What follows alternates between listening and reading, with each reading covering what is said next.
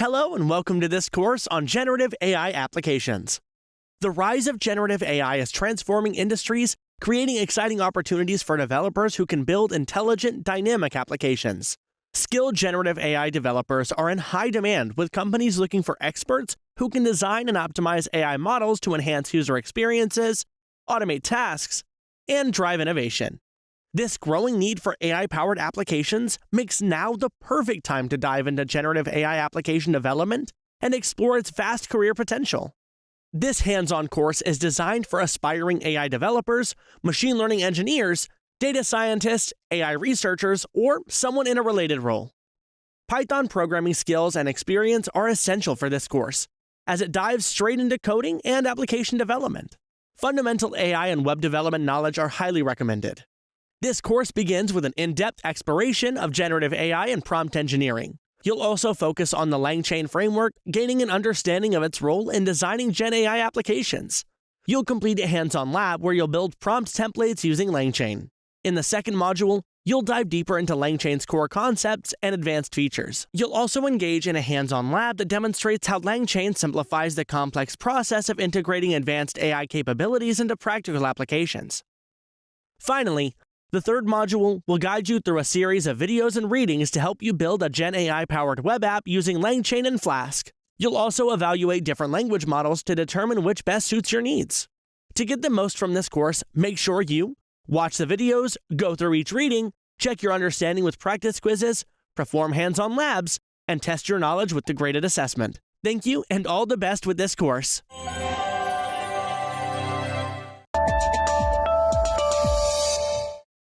Welcome to this overview of the Professional Certificate in RAG and Agentic AI. AI is evolving beyond traditional models, enabling smarter applications. Retrieval Augmented Generation, or RAG, enhances AI's ability to provide accurate, context-aware responses by integrating real-time information retrieval.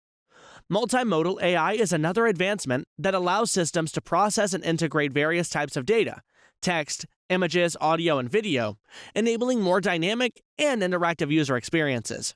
Agentic AI represents a further shift, equipping systems with the ability to reason, plan, and autonomously execute tasks. While each of these approaches can work independently, they can also be combined to create more powerful and adaptable AI systems. Through this program, you'll gain the expertise to build and implement AI applications that combine these powerful techniques, preparing you for the next wave of AI-driven innovation. Whether you're looking to advance in software engineering, machine learning, or data science, mastering RAG, multimodal, and agentic AI will give you a competitive edge in the evolving job market. This RAG and agentic AI program consists of several short courses that cover generative AI applications, RAG applications, vector databases for RAG, advanced RAG with vector databases and retrievers, multimodal generative AI applications, AI agents, agentic AI fundamentals with LangChain and LangGraph, and finally, agentic AI with LangGraph, CrewAI, AG2, formerly AutoGen, and BAI framework. Each topic corresponds to an online course that you can complete independently. Each course consists of 2 to 3 modules. Completing courses covering different topics and the required projects will earn you the completion certificate. Let's look at the contents of each course. Your journey in the first course begins with the basics of generative AI, along with an in-depth look at prompt engineering, in-context learning, and prompt templates. You'll also be introduced to the LangChain framework to build generative AI applications, which streamlines AI workflows by enabling more structured and efficient prompt chaining. In the second course, you'll be introduced to the key components of Retrieval Augmented Generation, or RAG. You'll also learn how to implement RAG using LangChain. This course also introduces you to Gradio, helping you set up an interface to interact with AI models. Finally, you'll work with Llama Index as an alternative to LangChain, gaining hands-on experience building a bot with Llama Index and IBM's Granite model. The third course introduces you to the transformative role of vector databases in modern data management systems. You will gain insights into ChromaDB's architecture, common coding practices for its operations, and hands-on skills in performing basic vector operations. Similarity search is also explained with hands-on labs. Finally, you will build a recommendation system using a vector database and an embedding model. The next course provides a deep dive into advanced retrievers and retrieval patterns, equipping you with the skills to implement and optimize retrieval strategies within a RAG system. You will work with FAISS, a powerful vector database used for efficient similarity search. You will also build a RAG application using FAISS, LangChain, and Gradio. The fifth course begins with an in-depth introduction to multimodal AI, focusing on how AI systems process and integrate multiple data types. You will evaluate speech recognition and text-to-speech technologies, along with computer vision. You will work with tools such as OpenAI Whisper and Mistral to develop multimodal applications. You'll also explore how models like DALL-E generate images and the fundamentals of image captioning. Finally, you will dive into multimodal retrieval and search and multimodal question answering and chatbots, learning how cross-modal retrieval techniques enhance search engines and recommendation systems. The sixth course provides a detailed foundation for building AI agents. It covers function calling, chaining, and tool orchestration to enable AI systems to interact with external tools and execute tasks effectively. You'll also learn how to manually handle tool calls by parsing the outputs of language models. Finally, you will leverage LangChain's built-in agents, including data frame and SQL agents, to analyze structured data, generate visualizations, and perform database queries through natural language. The seventh course helps you use LangGraph and LangChain to develop stateful workflows. You'll explore key architectures such as agents and React agents, applying them to real-world applications. Additionally, the course introduces multi-agent system design and agentic RAG architecture, equipping you with skills to build scalable, robust applications. The eighth and final course helps you design AI workflows using state-of-the-art design patterns and multi-agent orchestration frameworks. You will be introduced to agentic frameworks such as CrewAI and LangGraph. Finally, you will dive into alternative agentic frameworks, IBM's BAI framework, and AG2 to implement multi-agent collaboration and conversation-driven systems. This program presents you with practice and graded quizzes to evaluate your learning. The graded quizzes carry a weightage that contributes to the course completion. These courses have hands-on labs and projects that contribute to the course and program completion requirements. Finally, after you have successfully completed all of the courses, you will be awarded the completion certificate for this IBM program, a credential valued by many employers. We wish you the very best and hope you enjoy this journey.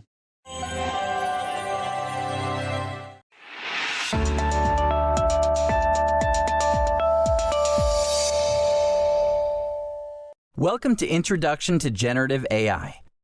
After watching this video, you'll be able to describe generative AI and its evolution. You'll also be able to explain how generative AI differs from discriminative AI. Artificial intelligence, or AI, has been around for years, shaping almost every sphere of our lives and revolutionizing how we live and work. At its core, AI can be defined as the simulation of human intelligence by machines. AI models learn from vast amounts of existing data. The process of learning from data is called training. There are two fundamental approaches to AI, discriminative AI and generative AI. Discriminative AI is an approach that learns to distinguish between different classes of data. A discriminative AI model is given a set of training data, where each data point is labeled with its class. The model then predicts the class of a new data point by finding the side of the decision boundary that the data point falls on. Discriminative AI models use advanced algorithms to differentiate, classify, identify patterns, and draw conclusions based on training data. An example of how a discriminative AI model works can be seen in how email spam filters can differentiate between spam and non-spam emails. Discriminative AI models are best applied to classification tasks. They cannot, however, understand context or generate new content based on a contextual understanding of the training data. And this is where generative artificial intelligence, or generative AI, comes in.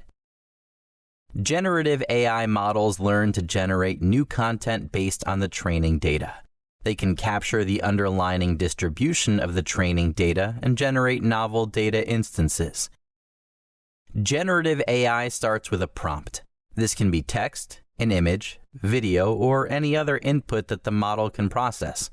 As an output, the model generates new content, including text, images, audio, video, code, and data. Generative AI can produce output in the same form in which the prompt is provided. For example, text to text, or in a different form from the prompt, such as text to image or image to video.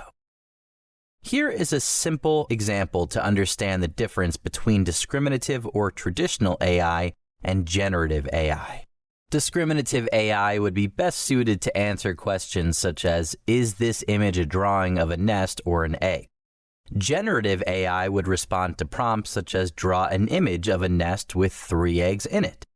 While discriminative AI mimics our analytical and predictive skills, generative AI goes a step further to mimic our creative skills. As implied by this comment from the Harvard Business Review, AI can not only boost our analytic and decision-making abilities, but also heighten creativity. Generative models can take what they have learned and create entirely new content based on that information.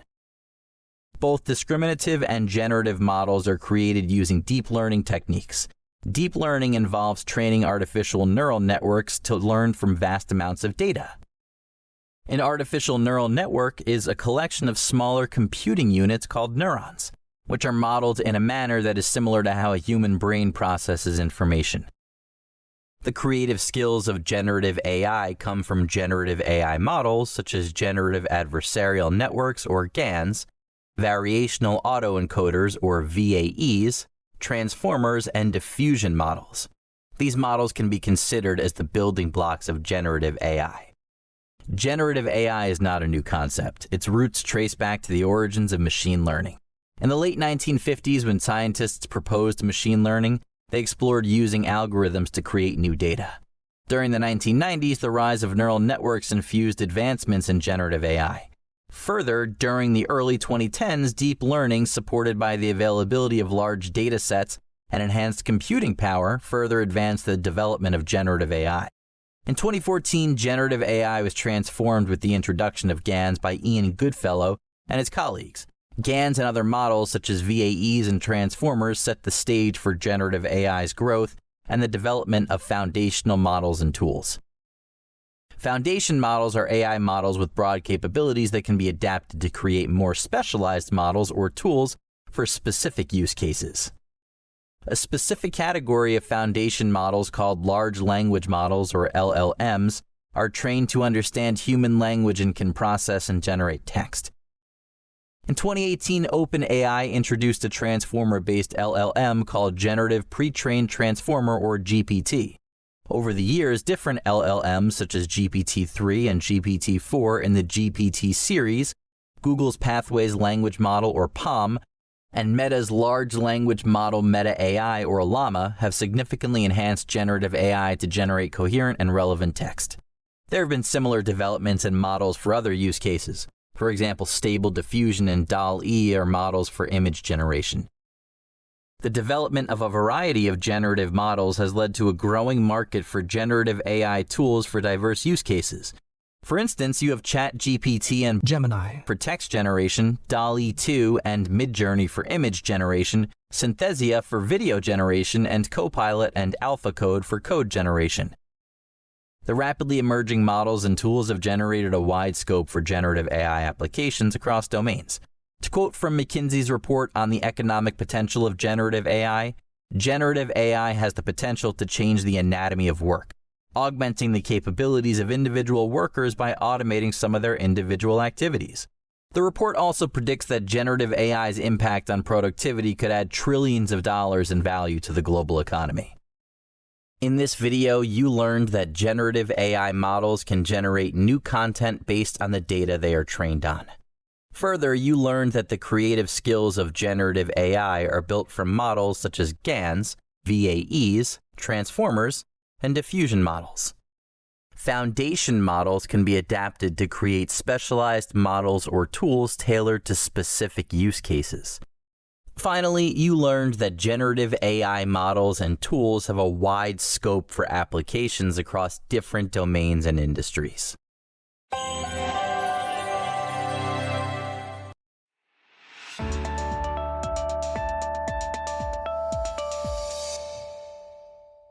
Over the past couple of months, large language models, or LLMs, such as ChatGPT, have taken the world by storm.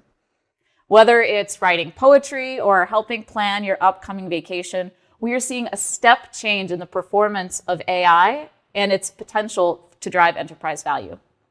My name's Kate Soul. I'm a senior manager of business strategy at IBM Research. And today I'm going to give a brief overview of this new field of AI that's emerging and how it can be used in a business setting to drive value. Now, large language models are actually a part of a different class of models called foundation models.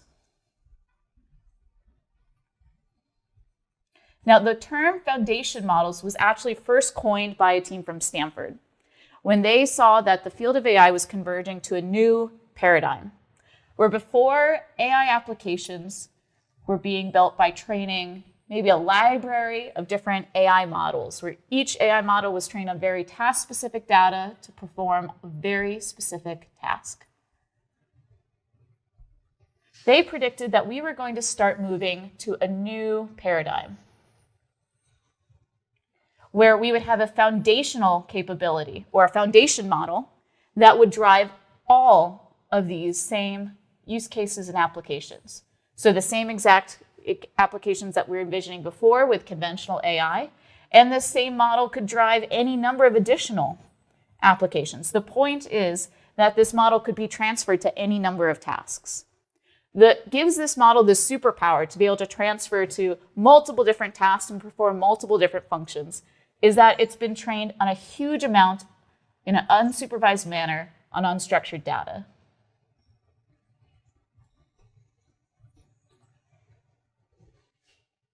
And what that means in the language domain is basically I'll feed a bunch of sentences, and I'm talking terabytes of data here to train this model. And the start of my sentence might be, no use crying over spilled, and the end of my sentence might be milk. And I'm trying to get my model to predict the last word of the sentence based off of the words that it saw before.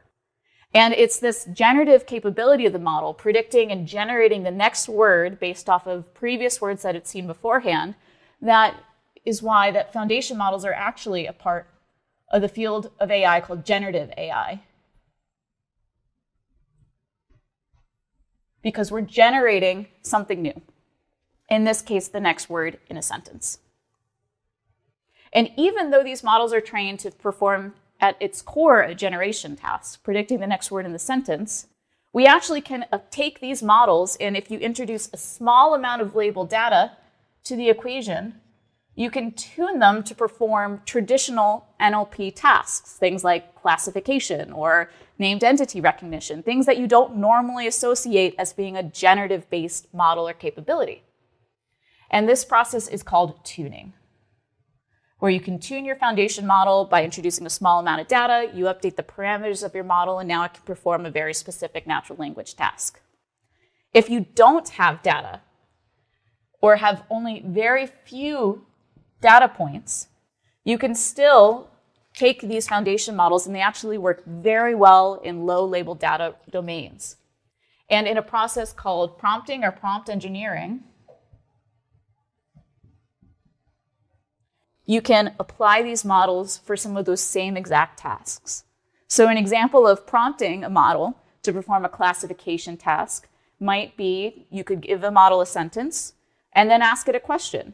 Is this sentence have a positive sentiment or negative sentiment? The model is going to try and finish generating words in that sentence, and the next natural word in that sentence would be the answer to your classification problem, so it would respond either positive or negative, depending on where it estimated the sentiment of the sentence would be. And these models work surprisingly well when applied to these new settings and domains. Now, this is a lot of where the advantages of foundation models come into play.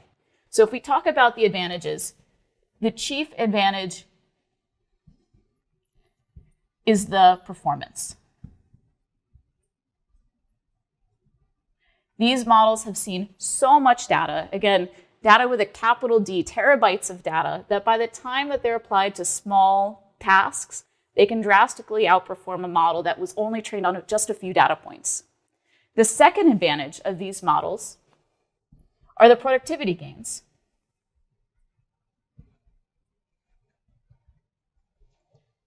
So just like I said earlier, through prompting or tuning, you need far less labeled data to get to a task-specific model than if you had to start from scratch, because your model is taking advantage of all the unlabeled data that it saw in its pre-training when we created this generative task.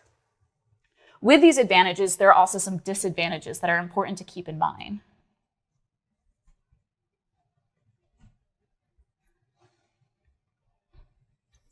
And the first of those is the compute costs. So the penalty for having this model see so much data is that they're very expensive to train, making it difficult for smaller enterprises to train a foundation model on their own. They're also expensive by the time they get to a huge size, a couple billion parameters. They're also very expensive to run inference. You might require multiple GPUs at a time just to host these models and run inference, making them a more costly method than traditional approaches. The second disadvantage of these models is on the trustworthiness side. So just like data is a huge advantage for these models, they've seen so much unstructured data, it also comes at a cost. Especially in the domain like language, a lot of these models are trained basically off of language data that's been scraped from the internet. And there's so much data that these models have been trained on. Even if you had a whole team of human annotators, you wouldn't be able to go through and actually vet every single data point to make sure that it wasn't biased, didn't contain hate speech or other toxic information. And that's just assuming you actually know what the data is. Often we don't even know, for a lot of these open source models that have been posted, what the exact data sets are that these models have been trained on, leading to trustworthiness issues. So IBM recognizes the huge potential of these technologies. But my partners in IBM Research are working on multiple different innovations to try and improve also the efficiency of these models and the trustworthiness and reliability of these models to make them more relevant in a business setting. All of these examples that I've talked through so far have just been on the language side, but the reality is there are a lot of other domains that foundation models can be applied towards. Famously, we've seen foundation models for vision, looking at models such as DALL-E 2, which takes text data, and that's then used to generate a custom image. We've seen models for code with products like Copilot that can help complete code as it's being authored. And IBM's innovating across all of these domains. So whether it's language models that we're building into products like Watson Assistant and Watson Discovery, vision models that we're building into products like Maximo Visual Inspection, or Ansible code models that we're building with our partners at Red Hat under Project Wisdom, we're innovating across all of these domains and more. We're working on chemistry. So for example, we just published and released a MoleFormer, which is a foundation model to promote molecule discovery for different targeted therapeutics. And we're working on models for climate change, building earth science foundation models using geospatial data to improve climate research. I hope you found this video both informative and helpful. If you're interested in learning more, particularly how IBM is working to improve some of these disadvantages, making foundation models more trustworthy and more efficient, please take a look at the links below. Thank you.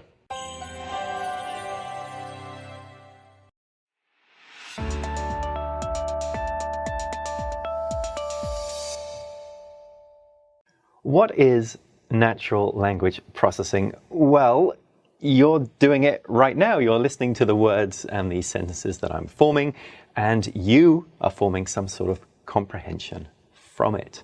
And when we ask a computer to do that, that is NLP, or natural language processing. My name is Martin Keane. I'm a master inventor at IBM, and I've utilized NLP in a good number of my invention disclosures. NLP really has a really high utility value in all sorts of AI applications. Now, NLP starts with something called unstructured text. What is that? Well, that's just what you and I say. That's how we speak. So, for example, some unstructured text is add eggs and milk to my shopping list.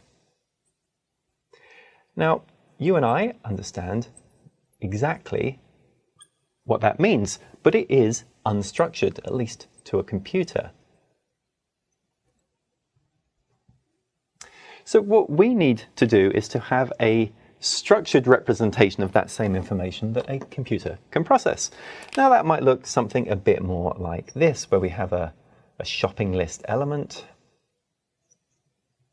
and then it has sub-elements within it, like an item for eggs and an item for milk.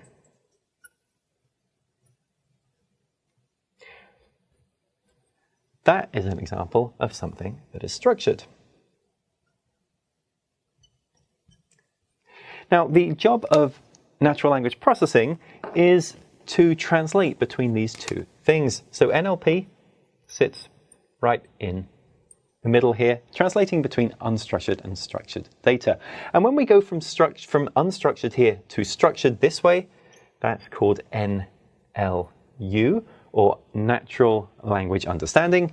And when we go this way, from structured to unstructured, that's called natural language generation, or NLG.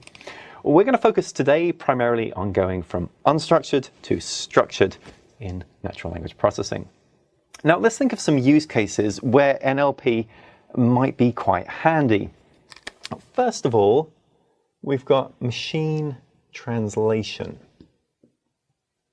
Now, when we translate from one language to another, we need to understand the context of that sentence. It's not just a case of taking each individual word from, say, English and then translating it into another language. We need to understand the overall structure and context of what's being said.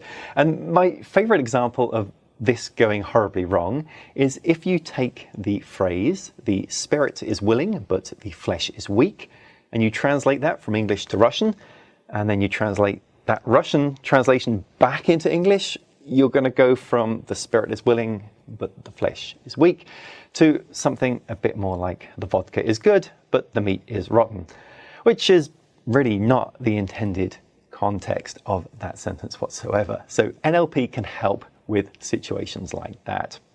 Now, the second kind of use case that I like to mention relates to virtual assistants and also to things like chatbots. Now, a virtual assistant, that's something like Siri or Alexa on your phone that is taking human utterances and deriving a command to execute based upon that.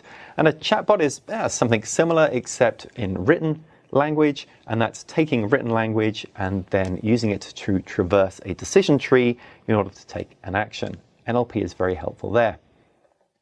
Another use case is for sentiment analysis. Now, this is taking some text, perhaps an email message or a product review, and trying to derive the sentiment that is expressed within it. So, for example, is this product review a positive sentiment or a negative sentiment? Is it written as a serious statement, or is it being sarcastic? We can use NLP to tell us. And then finally, another good example is spam detection. So this is a case of looking at a given email message and trying to derive, is this a real email message or is it spam? And we can look for pointers within the content of the message. So things like overused words or poor grammar or an inappropriate claim of urgency can all indicate that this is actually perhaps spam. So those are some of the things that NLP can provide, but how does it work? Well, the thing with NLP is it's not like one algorithm. It's actually more like a bag of tools, and you can apply these bag of tools to be able to resolve some of these use cases. Now, the input to NLP is some unstructured text, so either some written text or spoken text that has been converted to written text through a speech-to-text algorithm. Once we've got that, the first stage of NLP is called tokenization. This is about taking a string and breaking it down into chunks. So if we consider the unstructured text we've got here, add eggs and milk to my shopping list, that's 8 words, that can be 8 tokens. And from here on in, we are going to work one token at a time as we traverse through this. Now, the first stage, once we've got things down into tokens that we can perform, is called stemming. And this is all about deriving the word stem for a given token. So for example, running, runs, and ran, the word stem for all three of those is run. We're just kind of removing the prefix and the suffixes and normalizing the tense, and we're getting to the word stem. But stemming doesn't work well for every token. For example, universal and university, well, they don't really stem down to universe. For situations like that, there is another tool that we have available, and that is called lemmatization. And lemmatization takes a given token and learns its meaning through a dictionary definition, and from there it can derive its root or its lem. So take better, for example. Better is derived from good, so the root or the lem of better is good. The stem of better would be bet. So you can see that it is significant whether we use stemming or we use lemmatization for a given token. Now, next thing we can do is we can do a process called part of speech tagging. And what this is doing is, for a given token, it's looking where that token is used within the context of a sentence. So take the word make, for example. If I say, I'm going to make dinner, make is a verb. But if I ask you what make is your laptop, well, make is now a noun. So where that token is used in a sentence matters. Part of speech tagging can help us derive that context. And then finally, another stage is named entity recognition. And what this is asking is, for a given token, is there an entity associated with it? So, for example, a token of Arizona has an entity of a US state, whereas a token of Ralph has an entity of a person's name. And these are some of the tools that we can apply in this big bag of tools that we have for NLP in order to get from this unstructured human speech through to something structured that a computer can understand. And once we've done that, then we can apply that structured data to all sorts of AI applications. Now, there's obviously a lot more to it than this, and I've included some links in the description if you'd like to know more. But hopefully this made some sense, and that you were able to process some of the natural language that I've shared today. Thanks for watching.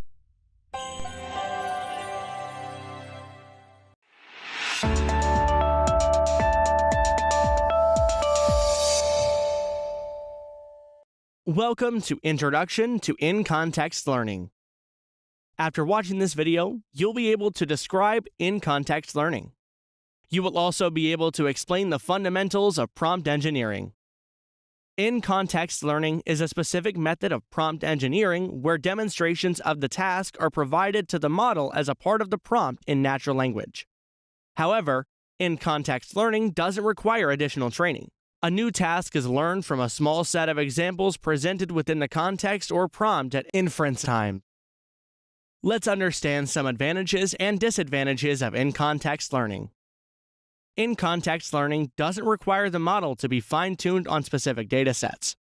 This can drastically reduce the resources and time needed to adapt LLMs for specific tasks while improving their performance. While in-context learning is efficient, it's constrained by what can realistically be provided in a context. Complex tasks could require gradient steps or more traditional machine learning training approaches, which involve adjusting the model's weights based on error gradients. Next, let's learn about prompt engineering. Let's begin by understanding what prompts are and their role in interacting with AI systems. Essentially, prompts are instructions or inputs given to an LLM, designed to guide it toward performing a specific task or generating a desired output. There are two main components to a prompt. Instructions are clear, direct commands that tell the AI what to do. They need to be specific to ensure the LLM understands the task. Context includes the necessary information or background that helps the LLM make sense of the instruction. It can be data, parameters, or any relevant details that shape the AI's response. By combining these elements effectively, you can tailor LLMs, like those developed by IBM, OpenAI, Google, or Meta, to perform tasks ranging from answering queries and analyzing data to generating content. Prompt engineering is a specialized process where you design and refine the questions, commands, or statements you use to interact with the AI systems, particularly LLMs. The goal is not just about asking a question. It's about how to ask it in its best way possible. This involves carefully crafting clear, contextually rich prompts tailored to get the most relevant and accurate responses from the AI. This process is fundamental in fields ranging from customer service automation to advanced research and computational linguistics. Now that you're familiar with prompt engineering, let's delve into why it's crucial for enhancing AI capabilities. Prompt engineering boosts effectiveness and accuracy by directly influencing how effectively and accurately LLMs function. It ensures relevance by enabling LLMs to generate precise and perfectly suited responses to the context. It facilitates meeting user expectations through clearer prompts and reduced misunderstandings. It eliminates the need for continual fine-tuning, allowing the model to adapt and learn within its context. Here is an example of a prompt given to GPT 3.5. The wind is. This simple prompt leads to a poetic response, blowing gently through the trees, whispering secrets and stories to anyone who cares to listen. You can see how an open-ended prompt can guide the LLM to create imaginative and detailed responses, highlighting its ability to generate creative and engaging content. Let's break down the components that make up a well-structured prompt. Instructions tell the LLM what needs to be done. For example, classify the following customer review into neutral, negative, or positive sentiment. This is straightforward and directs the LLM's action. Context helps the LLM understand the scenario or the background in which it operates. Here, it's indicated that this review is part of feedback for a recently launched product. This can help the LLM weigh the sentiment analysis in light of the product's novelty. Input data is the actual data the LLM will process.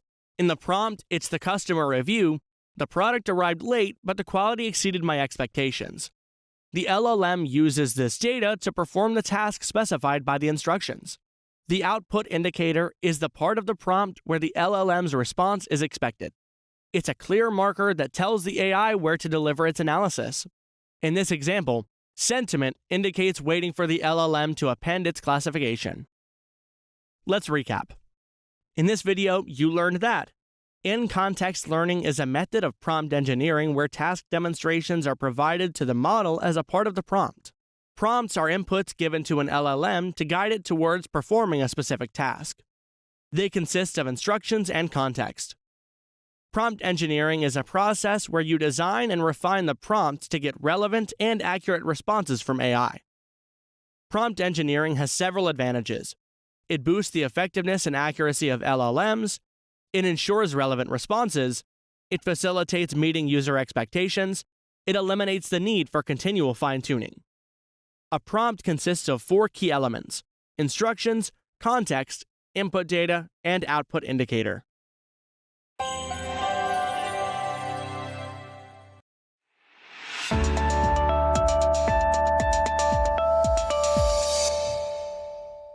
Welcome to this introduction to LangChain.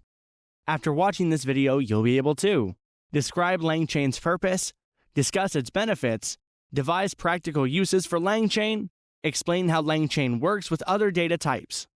The LangChain open-source Python framework streamlines the development of large language model LLM applications.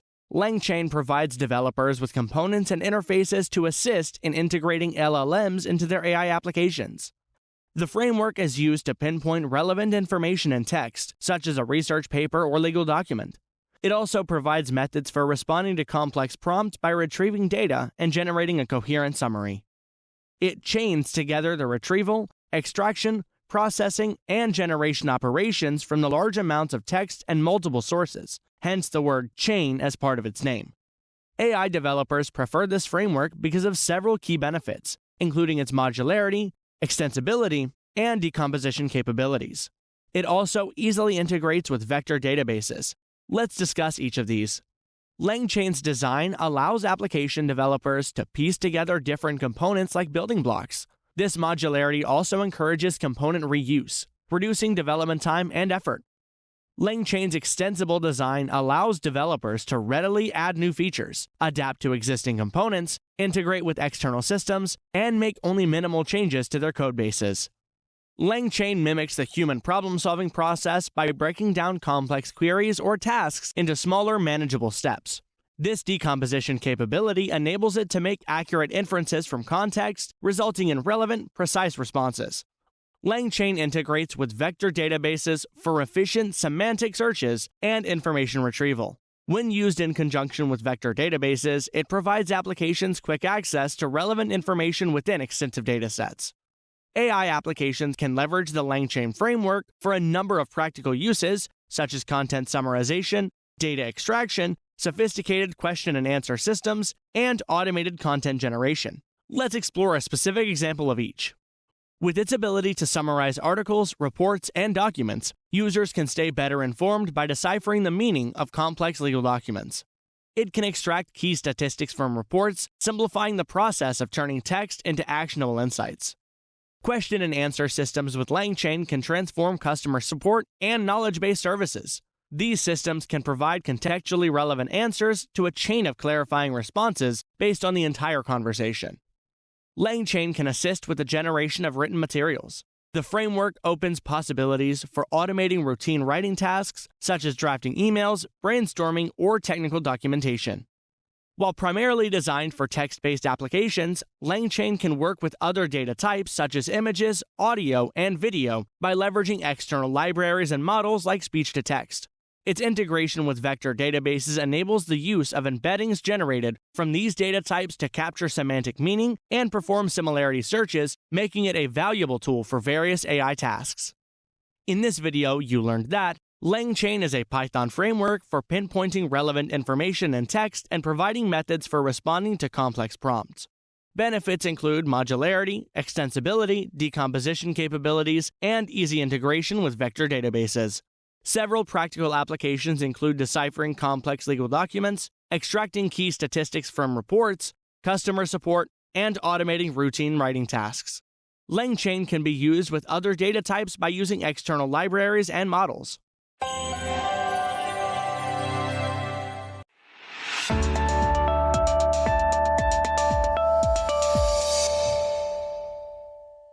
Welcome to Advanced Methods of Prompt Engineering. After watching this video, you'll be able to apply advanced methods of prompt engineering to enhance prompt design. You will also be able to discuss the effective implementation of the tools and applications of prompt engineering to real-world scenarios. In this example, you will learn about a zero-shot prompt. This type of prompt instructs an LLM to perform a task without any prior specific training or examples. Here, the LLM is asked to classify a statement as true or false. The Eiffel Tower is located in Berlin. Then, the model gives the response. This task requires the LLM to understand the context and information without any previous tuning for the specific query. A one-shot prompt gives the LLM a single example to help it perform a similar task. For example, how is the weather today? The LLM shows how to translate a sentence from English to French. This serves as a template. Then it's given a new sentence. Where is the nearest supermarket? And is expected to translate it into French using the learned format. The AI uses the initial example to correctly perform the new translation. Another method is few-shot prompting, where the AI learns from a small set of examples before tackling a similar task. This helps the AI generalize from a few instances to new data. For example, the LLM is shown 3 statements, each labeled with an emotion. These examples teach the LLM to classify emotions based on context. Then it classifies a new statement. That movie was so scary I had to cover my eyes. The LLM will output the emotion. Chain of thought, or COT prompting, is a technique used to guide LLM through complex reasoning step by step. This method is highly effective for problems requiring multiple intermediate steps or reasoning that mimics human thought processes.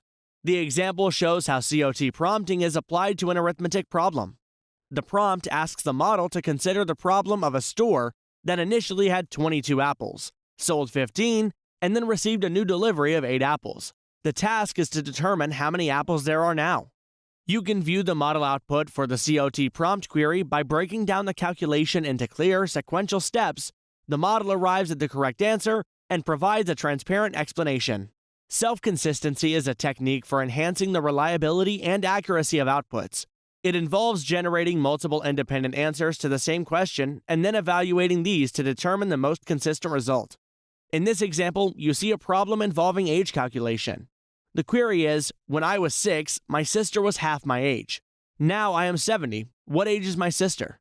The model is prompted to produce 3 independent calculations and explanations to ensure accuracy. You can view the model outputs with 3 different ways of calculation and determine a consistent answer. This approach demonstrates how self-consistency can verify the reliability of the responses from LLMs by cross-verifying multiple paths to the same answer. Next, let's explore the tools and applications used in prompt engineering. Certain tools can facilitate interactions with LLMs, such as OpenAI's Playground, LangChain, Hugging Face's Model Hub, and IBM's AI Classroom. They allow you to develop, experiment with, evaluate, and deploy prompts. They enable real-time tweaking and testing of prompts to see immediate effect on outputs. Moreover, they provide access to various pre-trained models suitable for different tasks and languages. They also facilitate the sharing and collaborative editing of prompts among teams or communities. Finally, they offer tools to track changes, analyze results, and optimize prompts based on performance metrics. Let's learn more about LangChain, a tool for prompt engineering. LangChain uses prompt templates, predefined recipes for generating effective prompts for LLMs. These templates include instructions for the language model, a few shot examples to help the model understand context and expected responses, and a specific question directed at the language model. Here is a code snippet to apply a prompt template from LangChain. First, import the prompt template from LangChain core prompts. Then, define a joke prompt template, tell me a joke about. This template has placeholders for an adjective and the content. To use the template, call prompt template format with specific values, funny for the adjective and chickens for the content. This generates the prompt, tell me a funny joke about chickens. This approach simplifies prompt creation, making prompts consistent and adaptable to different contexts. In prompt applications, an agent is a crucial concept. Powered by LLMs and integrated tools like LangChain, agents perform complex tasks across various domains using different prompts. Transformative applications include Q&A agents with sources, content agents for creation and summarization, analytic agents for data analysis and business intelligence, and multilingual agents for seamless, context-aware translation and communication. Let's recap. In this video, you learned that advanced methods for prompt engineering include zero-shot prompt, few-shot prompt, chain-of-thought prompting, and self-consistency. Tools can facilitate interactions with LLMs. LangChain uses prompt templates to generate effective prompts. In prompt applications, an agent can perform complex tasks across domains using different prompts.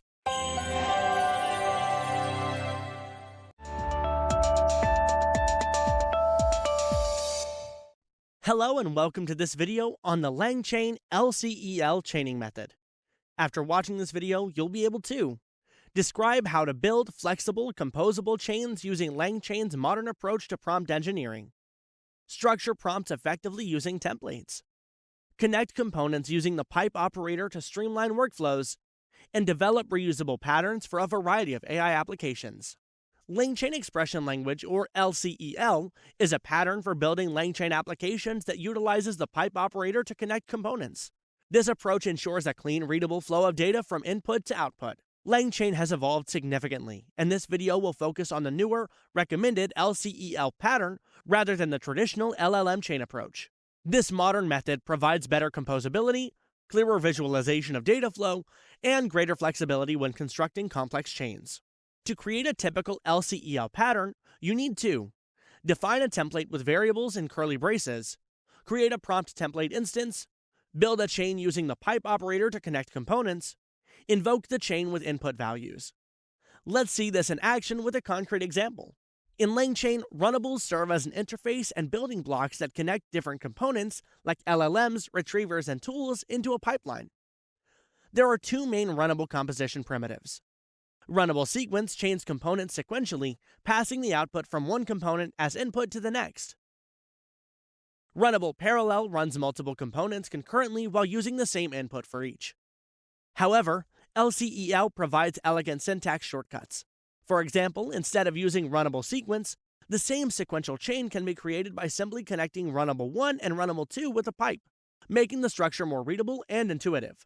LCEL also handles type coercion automatically. This means it converts regular code into runnable components. When you use a dictionary, it becomes a runnable parallel, which runs multiple tasks simultaneously. When you use a function, it becomes a runnable lambda, which transforms inputs. This happens behind the scenes, so you don't have to handle the conversion manually. For example, in this code, the pipe operator combines the prompt templates with the LLM. The dictionary structure creates a runnable parallel which processes all 3 tasks simultaneously. Each task receives the same input, text, but processes it differently. When you run this, it automatically becomes a runnable parallel. The result will contain 3 keys: summary, translation, and sentiment, each with the output from the respective LLM call.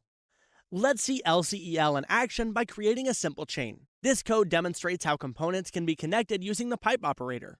The runnable lambda in this chain wraps the format prompt function, transforming it into a runnable component that LangChain can work with. When the chain runs, runnable lambda takes the input dictionary, containing adjective and content keys, passes this dictionary to the format prompt function. The function formats the prompt template with these variables. The formatted prompt is then passed to the next component, the LLM.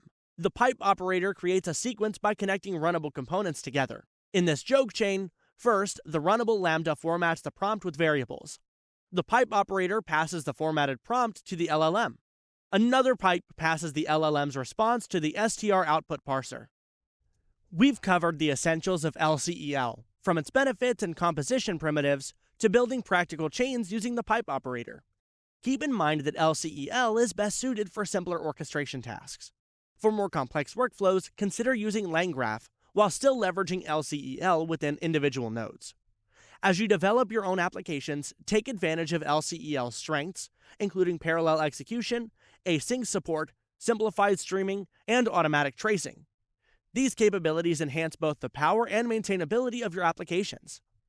In this video, you learned that LCEL pattern structures workflows use the pipe operator for clear data flow. Prompts are defined using templates with variables and curly braces. Components can be linked using runnable sequence for sequential execution. Runnable parallel allows multiple components to run concurrently with the same input. LCEL provides a more concise syntax by replacing runnable sequence with the pipe operator. Type coercion in LCEL automatically converts functions and dictionaries into compatible components.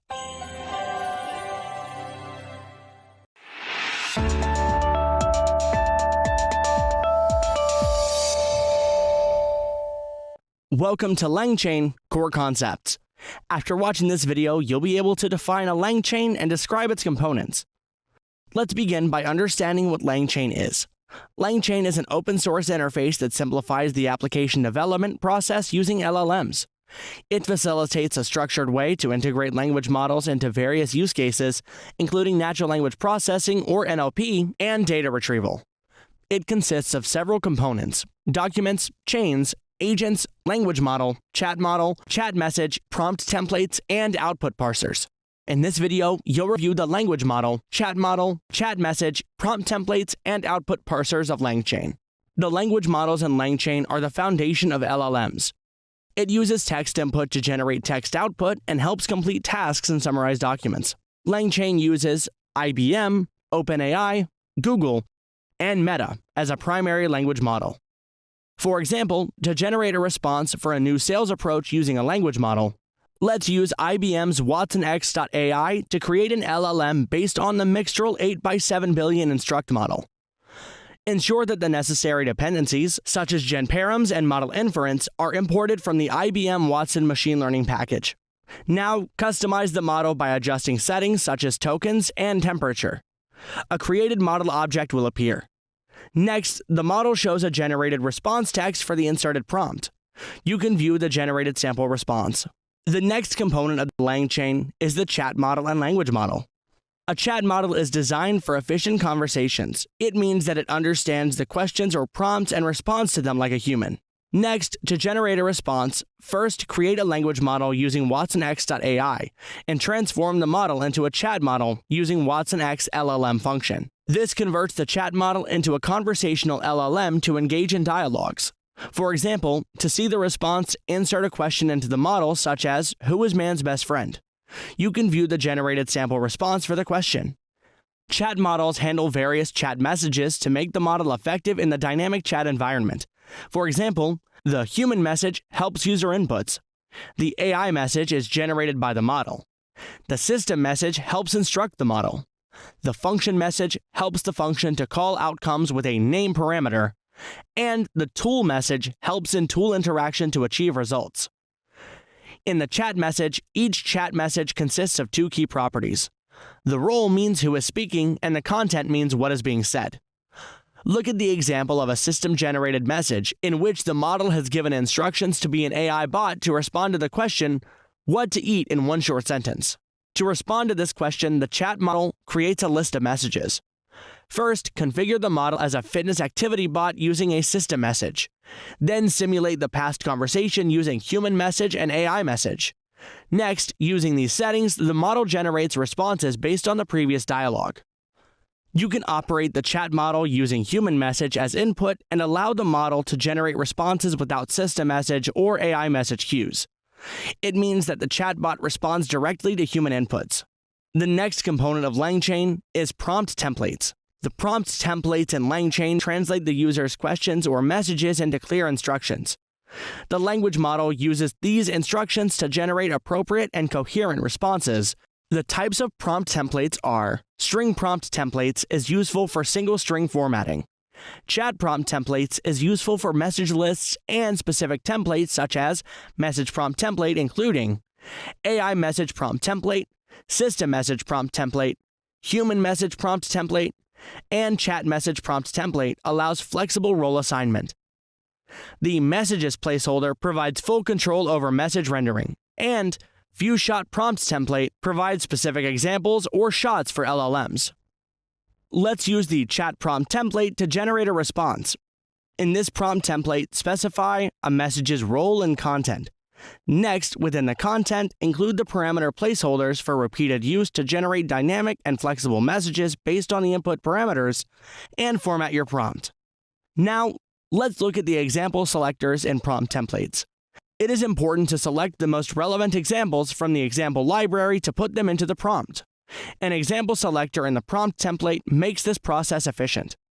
For example, the few-shot prompt template provides specific examples or shots to LLM. These examples or shots inform the model about the inserted context and guide the LLM to generate the desired output.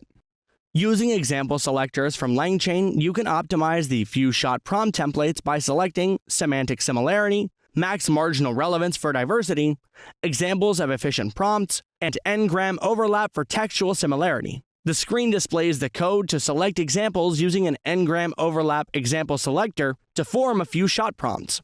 The next component of LangChain is the output parsers. The output parsers transform the output of an LLM into a more suitable format for generating structured data. The LangChain provides a library of output parsers for various data formats including JSON, XML, CSV, and Panda data frames. Output parsers allow you to tailor the model's output to meet specific data handling needs. For example, let's use comma-separated list output parser to convert LLM's response into CSV format. This output parser effectively structures the output and simplifies it to handle and analyze in spreadsheet applications. Now, let's recap. In this video, you've learned about the components of LangChain. LangChain is an open-source interface that simplifies the application development process using LLMs. The core components of LangChain are: the language models in LangChain use text input to generate text output. The chat model understands the question or prompt and responds like a human. The chat model handles various chat messages such as human message, AI message, system message, function message, and tool message. The prompt templates in LangChain translate the questions or messages into clear instructions. You've also learned about the example selector, which instructs the model for the inserted context and guides LLM to generate the desired output. Lastly, you learned about the output parsers that transform the output from an LLM into a suitable format.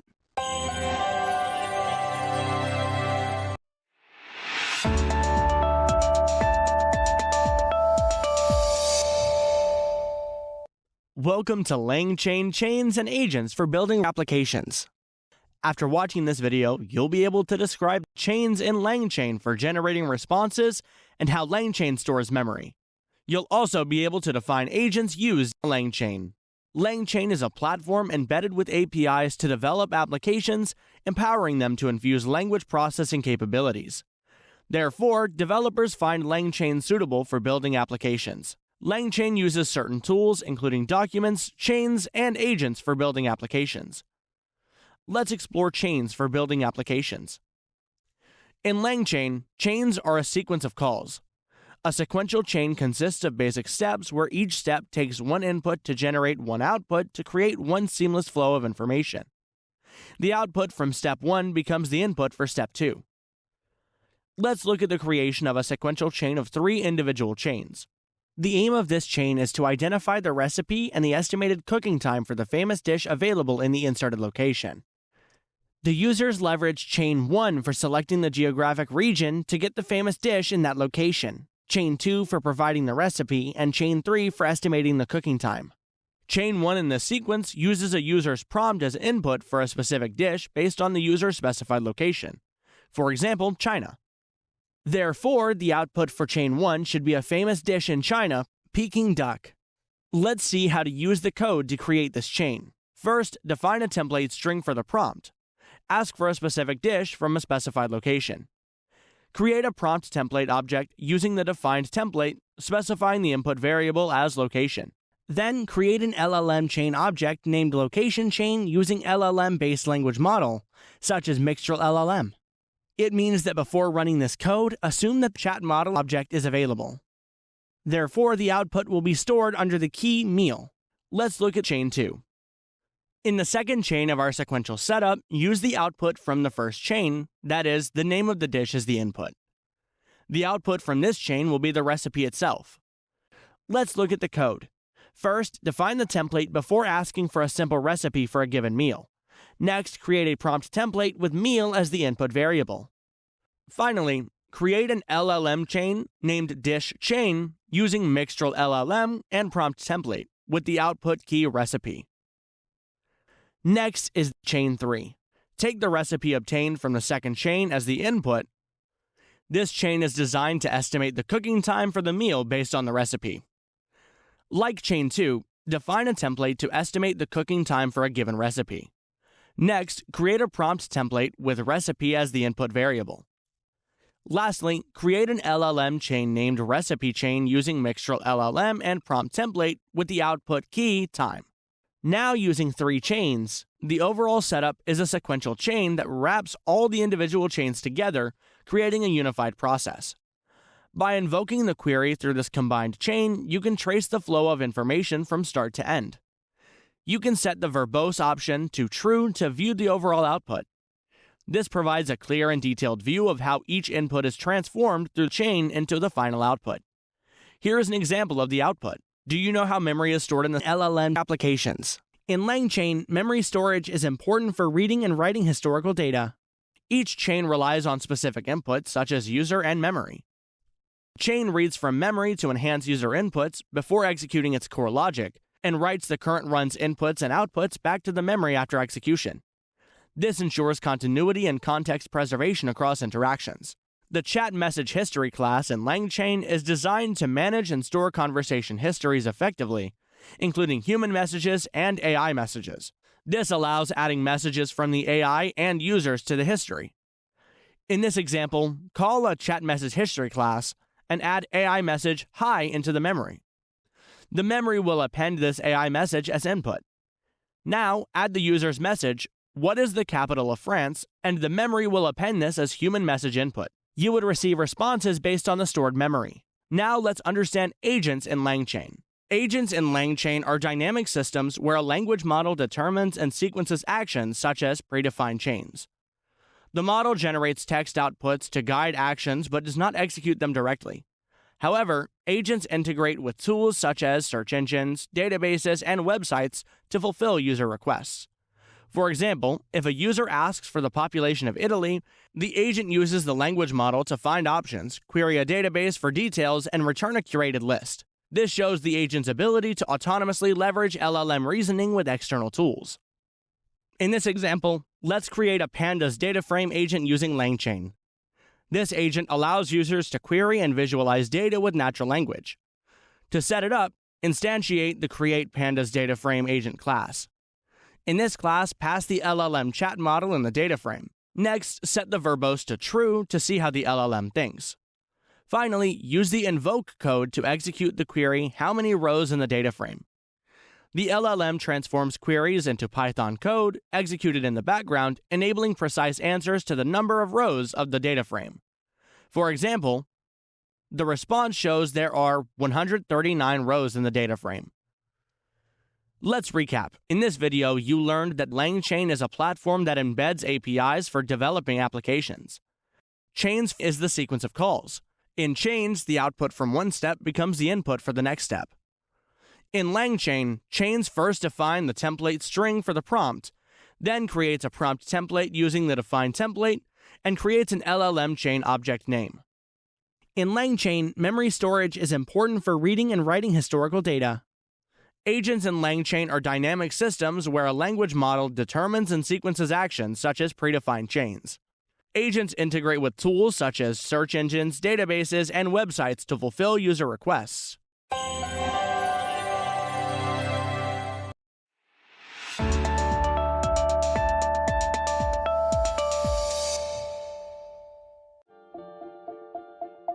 You can kind of think of an AI model as a vegetable you want to grow in your garden.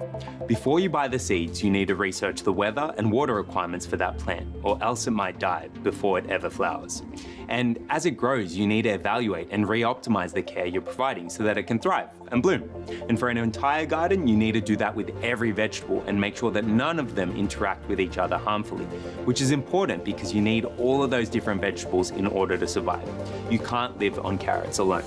Welcome to AI Academy. I'm Nicholas Renat, and I'm not a gardener, but I am Chief AI Engineer at IBM Client Engineering. If you want your AI garden to grow, you need to ensure that you're using a variety of vegetables, or in this case, multiple models. That's what we call a multi-model approach, where you have a variety of models for your AI use cases. This means you can pick and choose from different models to find the right one for the right use case, which gives you the opportunity to look at how each of those models is designed as you find the right fit. You need to ask specific, important questions. Who built it? What data was it trained on? What guardrails are in place for it? What risks and regulations do you need to consider and account for? The other challenge when it comes to finding the right model for the right use case is identifying the best use case to fit your business needs. And that begins with a prompt. A prompt is a textual input or instruction that goes into a large language model to set up the basics of the AI. What a good prompt does is clearly articulate your use case and the problem you're solving with AI. So the first step in the process of choosing a model for your use case is writing a very specific prompt that captures use case, user problem, the ask of the technology, and the guardrails for what good looks like. Next, you'll research the available models, looking at things like model size, performance, costs, risks, and deployment methods. You can then use the information you've collected to evaluate those models against your prompt and identify which of them you first want to test. Start with a large model and work with it until you satisfy your original prompt. Then, try to duplicate the result using smaller models. You're essentially passing the same prompt through different models to experiment and see which works best. That enables you to choose the best model for the use case, but it's not the end of the process. You're going to want to continually evaluate and govern that model with ongoing testing so you assess how it's working based on performance and cost benchmarks. It's like that idea of the garden. You need to tend to it, not just plant the seeds and hope for the best. And part of that ongoing care is to continually update the data and the prompt where needed to keep it relevant, and also test new models as they become available. You don't want to stick to just one model forever and get locked in as situations change, both inside and outside your business. Now, all throughout this process, you want to be constantly thinking about the factors that affect your choice of model. In addition to the three elements of performance, accuracy, reliability, and speed, You also want to consider size, deployment method, transparency, and any potential risks. All of those need to be considered as you choose the right model for your use case and then start to implement it. That implementation is going to require a team that not only crosses disciplines, but also crosses lines of business. Don't think of it as proprietary to any one department, but treat it as a distinctly collaborative project that takes multiple teams to get up and running. Ensure that this team is ready and able to diagnose performance benchmarks, each of which measures something unique and produces a data set that shows how everything is being calculated. Without this, you can't make informed decisions about this and future models and use cases. And remember, even once your little AI model crop is growing happily, you need to keep taking care of it. In this case, that means continuous testing, governance, and optimization, all of which are essential to keep that model up to date and running optimally. Remember, models evolve, so your strategy and choices need to do the same. You want to keep growing towards the sun instead of withering on the vine. Check out the AI Academy archives for deep dives into other aspects of AI for business, and watch this space for future episodes.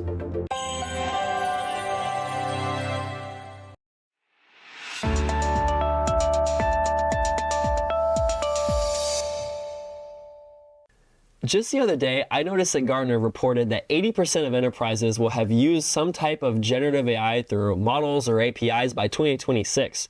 And I can't lie, as a developer, this had me a little bit worried because, yeah, I've used AI through different co-pilots in my IDE, and also I've used popular large language models online before, but I have no experience actually building applications that use AI. Well, this is before I found out how easy it is to get started with AI as a developer. So today we're focused on building applications that use Gen AI. We're going to talk about where to get started, how to build these AI-powered applications, and where to run them. And you also learn today about some of the different open source tools and technologies that can help in my inner loop development of building, running, and testing applications now with the power of AI at our fingertips. So while there's plenty of options out there for locally running a large language model on my laptop, today we're actually going to talk about the three main steps of the AI journey that developers are going to experience when going from a simple proof of concept to a production application. Mainly, these are the ideation and experimentation phases, the building, and also the development and operations side of things. So I have a question for you. How do you get started building an application that uses generative AI?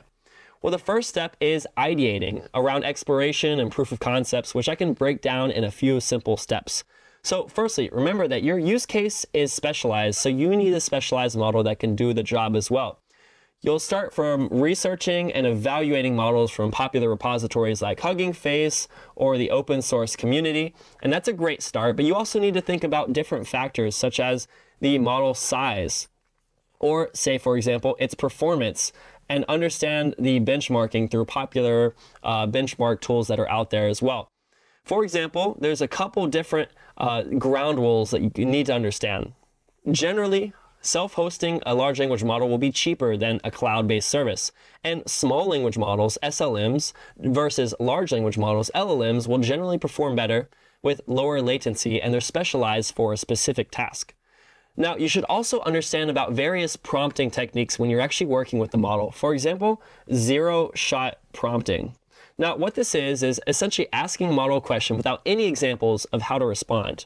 Now, we can also do this a little bit differently with what's known as few-shot prompting, where we're actually giving a few different examples of how to respond, the behavior you want the LLM to have as we're working with the AI, and also chain of thought, which is actually asking the model to explain its thinking, its process step by step.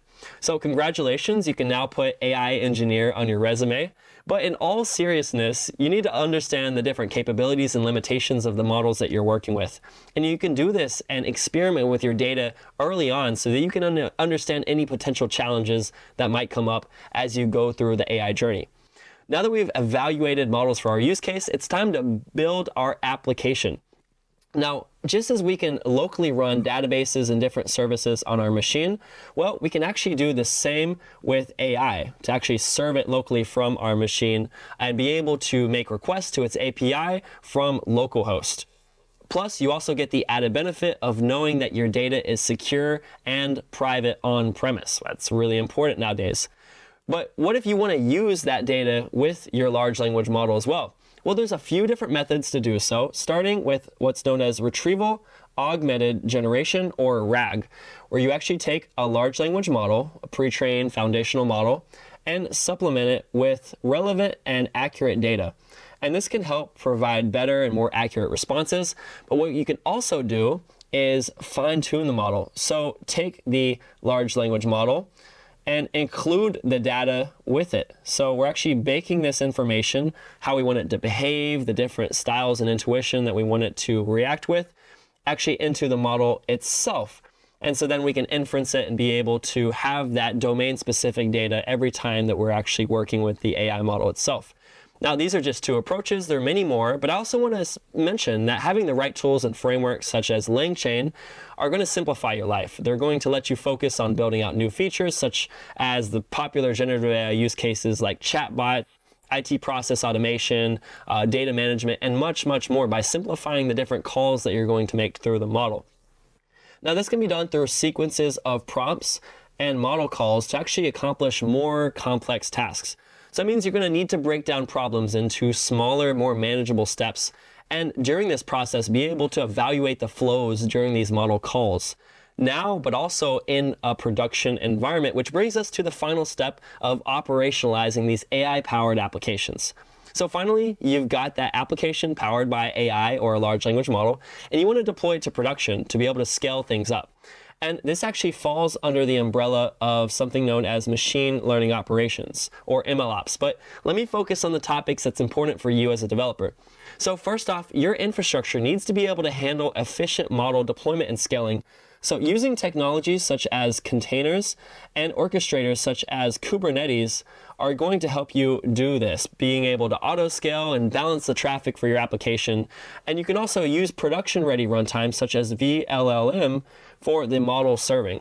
And what we're also seeing right now is that organizations are taking a hybrid approach, both with their models and their infrastructure. So having this multi-model Swiss Army knife approach to different models for different use cases, as well as a combination of on-prem and cloud infrastructure to make the most out of your resources and your budget. So with all of these new AI-powered applications out there, say you have something in production, well, the job isn't done. You still need to benchmark, monitor, and be able to handle different exceptions that are coming from your application. And similar to how we have DevOps, well, we also have MLOps for ensuring models go into production in a smooth fashion. So let's take a step back, because I think we've really discovered a lot today. And some of the recent innovations in the world of AI have made this topic much more accessible for developers like you and me. And you have plenty of tools out there to help you along the process.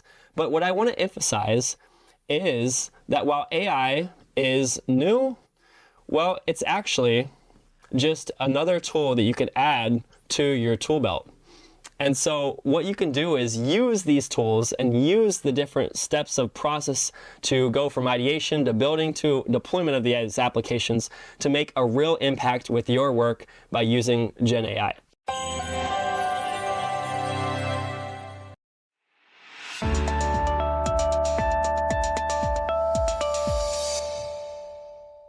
Welcome to Introduction to Flask. After watching this video, you will be able to define the Flask web framework and describe its main features, explain how to install Flask on your machines, describe main dependencies of Flask, and explain the main differences between Flask and another Python web framework called Django. Flask is a micro-framework that can create web applications. It is not opinionated like some other larger frameworks and does not bind the user to a specific set of tools. One of the complex dependencies of Flask is Python. You will run Flask 2.2.2, which requires a minimum Python version of 3.7. In 2004, Armin Ronischer created the framework as an April Fool's joke. It quickly gained popularity for its ease of use and extensibility. Flask provides minimal dependencies you might need to create a web application. However, it is extensible, and many community extensions add additional features to Flask. The main features of Flask include the following. Flask has a web server that runs applications in development mode. Flask also comes with a debugger to help debug applications. The debugger shows interactive traceback and stack trace in the browser. Flask uses standard Python logging for application logs, and you can use the same logger to log custom messages about your application. Flask provides a way to test different parts of your application. The testing feature enables developers to follow a test-driven approach, and you can use frameworks like PyTest and Coverage to ensure your code works as desired. Finally, developers can access the request and response objects to pull arguments and customize responses. Now, additional features of Flask are the following. The framework supports static assets like CSS files, JavaScript files, and images. Flask provides tags to load static files in the templates. You can also develop dynamic pages using Jinja templating framework, and these dynamic pages can display information that may change for each request or may check if the user is logged in.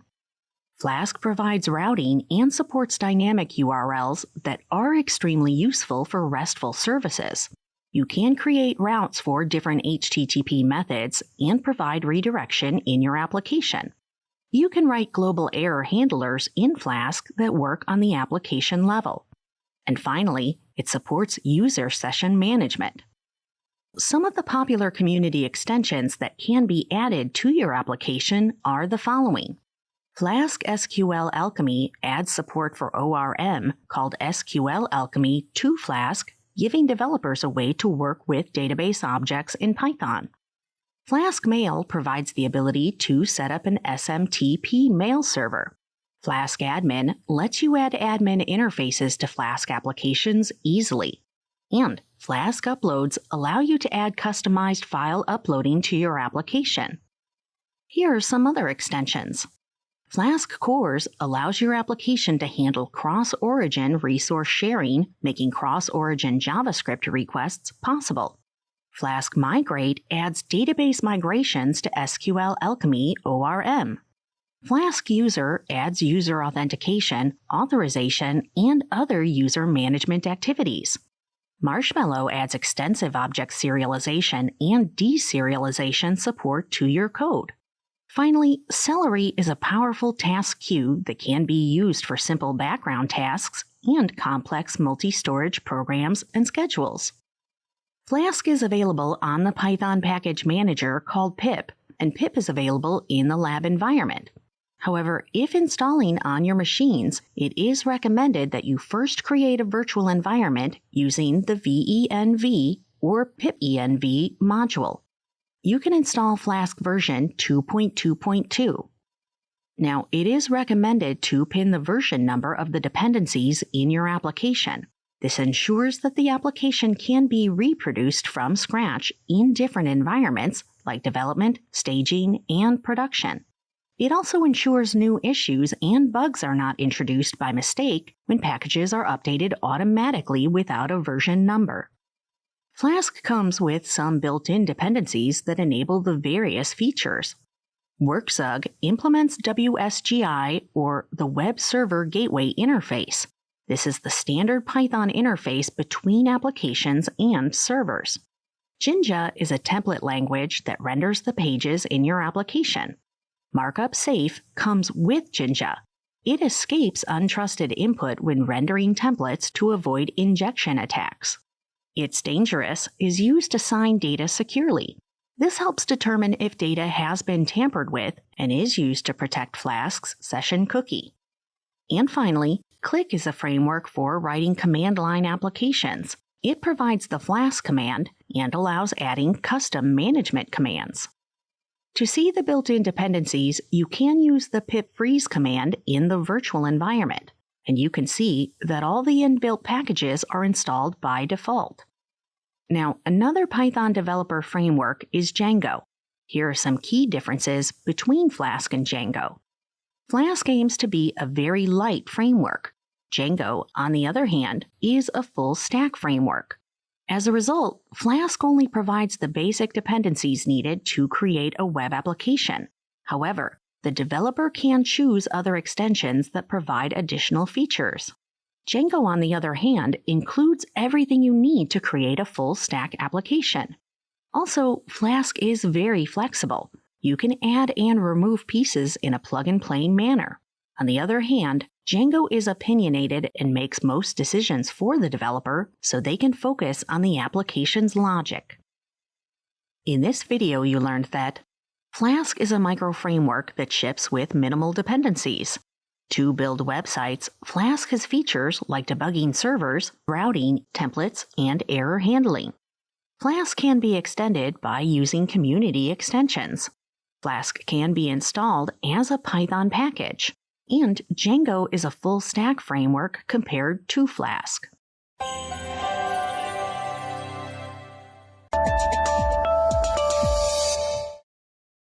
Congratulations on completing this course. You now have gained a comprehensive understanding of building Gen AI applications. You can start exploring opportunities to continue learning and applying your acquired skills.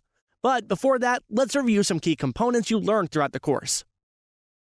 Generative AI models refer to AI systems that can predict and generate new content such as text, images, code, and audio based on input data.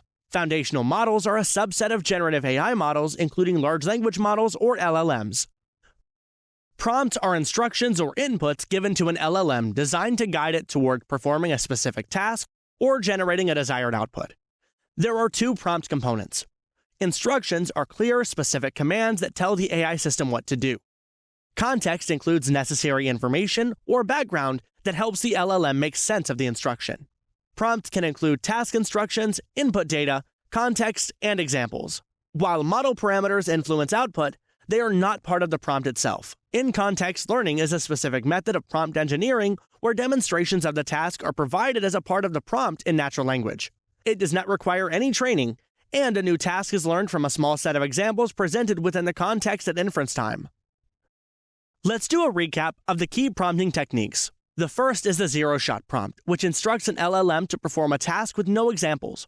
It relies entirely on its pre-trained knowledge. Next is the one-shot prompt, which provides the LLM with a single example along with the instruction to help it perform a task. Few-shot prompt uses a small set of examples to help the LLM generalize patterns and apply its learning to perform a task. Chain of thought, or COT prompt, guides LLMs through complex reasoning in a step-by-step manner. Self-consistency enhances the reliability of the outputs by generating multiple reasoning paths or answers, then selecting the most consistent or most frequent one. LangChain is an open-source framework that simplifies the application development process using LLMs. It contains components such as language model, chat messages, prompts templates, output parsers. Chains are a sequence of calls. A sequential chain consists of a series of steps, each taking one input to generate one output. The output of step 1 becomes the input for step 2, and so on. Agents are dynamic systems where language models determine the sequence of actions, such as predefined chains. The model generates text-based outputs to guide these actions. Agents can use integrated tools such as databases and search engines to gather information or perform tasks that fulfill user requests. LangChain Expression Language, or LCEL, is a pattern for building LangChain applications that utilizes the pipe operator to connect components. This approach ensures a clean, readable flow of data from input to output. LCEL provides elegant syntax shortcuts. For example, instead of using runnable sequence, a similar sequential chain can be created by simply connecting components with a pipe, making the structure more readable and intuitive. Here's a brief recap of the AI models covered in this course. Llama 3 offers enhanced context understanding while providing better handling of nuanced prompts. It is known for enhanced reasoning capabilities. Granite is IBM's advanced language model and a part of the WatsonX.ai platform. It is optimized for enterprise use cases and offers strong performance in business and technical domains. Mixtral uses a mixture of expert system, where each layer has 8 expert submodels and only 2 most suitable ones are activated per inference or task. It offers high adaptability due to specialized experts, allowing fine-tuning for specific needs. It is efficient as it activates only the necessary experts, making it resource efficient for diverse tasks. If you are not already enrolled in the professional certificate program that includes this course, we encourage you to do so. Depending on your schedule and the number of courses in the program, you can complete it in approximately 2 to 6 months. If interested, the links to the courses in this program are in the Congratulations and Next Steps reading at the end of this course. We recommend that you continue applying the knowledge gained from this course into your Gen AI career. We hope these principles will refine your skills and empower you to advance professionally.